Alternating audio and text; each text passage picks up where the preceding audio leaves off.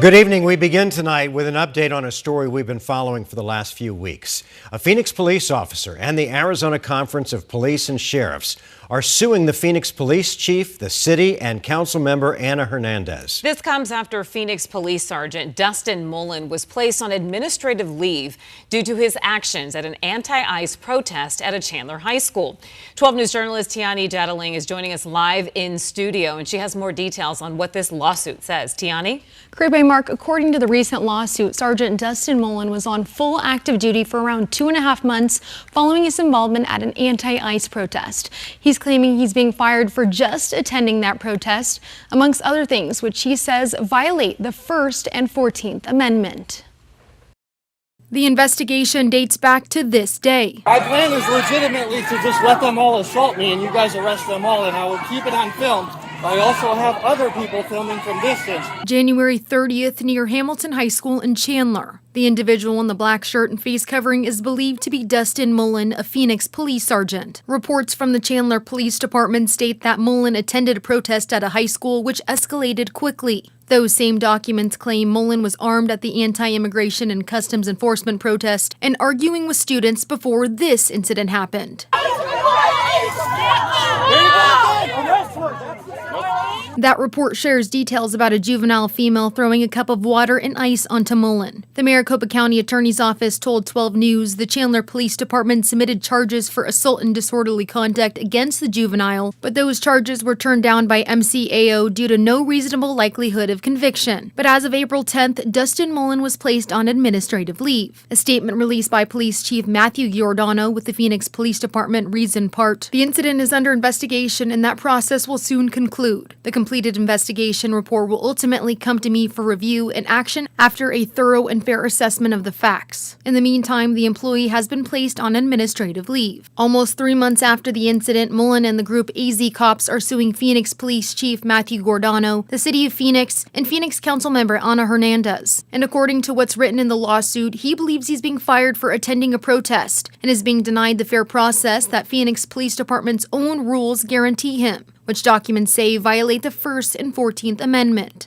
The lawsuit also argues that comments that came from Hernandez, who represents the district that Mullen was assigned to, questions Mullen's fitness for duty. The federal lawsuit alleges the councilwoman's involvement in pushing for his termination violate a city code provision. Shortly after, the department moved to classify Mullen's conduct as a Class 3 violation, the most serious category which would allow for immediate termination and bypass a standard internal review process. Mullen and his attorney are asking the court for a temporary restraining order to stop any termination or disciplinary hearing until a full internal review process is completed. We did reach out to all the parties involved. Steve Serbelik, Sergeant Mullen's attorney, told us he couldn't comment, but mentioned the hearing is set for May 4th at 9:30 a.m.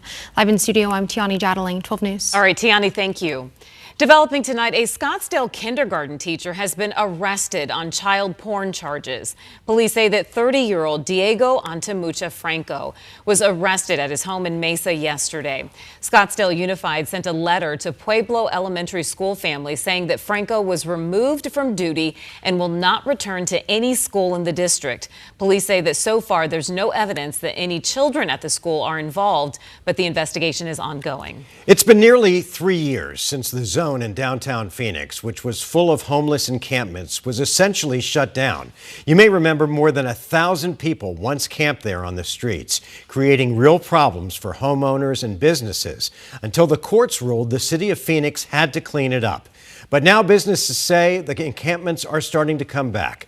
12 News journalist Chase Golightly is live near the zone with what it looks like now. Chase? Mark, I'll tell you, from what we've seen and heard, the situation at the zone has improved significantly. But at the same time, you still have hundreds of people living out there on the streets. 15 blocks of downtown Phoenix, known as the Zone, were filled with tents and people. You couldn't walk down the sidewalk. It was dangerous with cars driving through.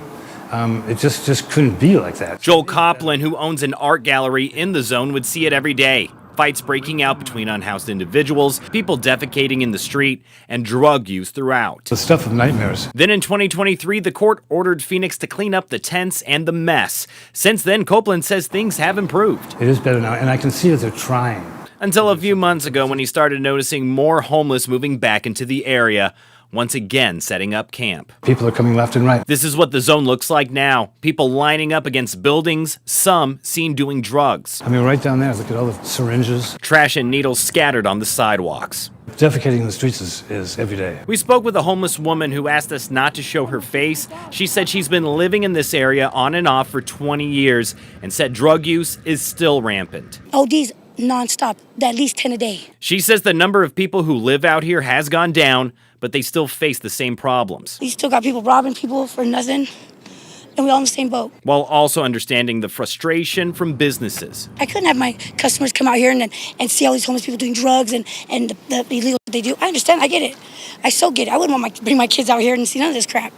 But it's where we're supposed to go. In the zone are homeless shelters like Keys to Change, where they help people find housing, jobs, mental health services, and food. CEO Amy Schwabenlender says they are seeing more than 1,200 people a day and taking in 900 at night. We still see that 100% utilization of shelter capacity. At last count this week, her team said there was about 300 unsheltered people living in the zone, which is more than a 50% reduction from before the court's order. But what they are seeing now is new people coming to them every day. The sheer number of people, though, that lose their housing is more people than we can shelter. She says they and the city are working to make the situation better, and while it is being noticed by people like Copeland, they all know more needs to be done. But they're doing a good job at it for what they can. Now, I did reach out to the city of Phoenix about the zone. A spokesperson told me that crews were out there just this morning where they took in 9 unhoused individuals, giving them shelter and also treatment. They told me that crews are out there in the zone on a regular basis to keep that area as safe and clean as possible. We're live in downtown Phoenix tonight. Chase Golightly, 12 News. All right, Chase, thank you. A man is dead after an officer shooting in central Phoenix. Police say the suspect had multiple felony warrants and allegedly assaulted a Tolleson officer. Officers tracked him to an alley near 7th Avenue in McDowell where they say he pointed a gun at them, prompting 2 officers to open fire. The man was taken to the hospital where he died. No officers were hurt, and the suspect's name has not been released. Harley Feldman, the father of Allison Feldman, the woman who was murdered in her home in 2015, has died. Since his daughter's murder, Harley has been a public advocate for getting justice for his daughter's murder, often speaking to the media about Allison's legacy and the trial process. Aya Mitchum was found guilty of Allison's murder earlier this month. The cause of her father's death has not been released. A group pushing to reopen Sedona's old amphitheater is moving forward after clearing a major hurdle. The city council approved a non-binding letter of intent, allowing a nonprofit to explore a plan to revive the venue at Cultural Park. A recent survey shows the community is split. About 46% support restoring the theater. The group estimates the project would cost around $21 million, funded through private sources and not taxpayers.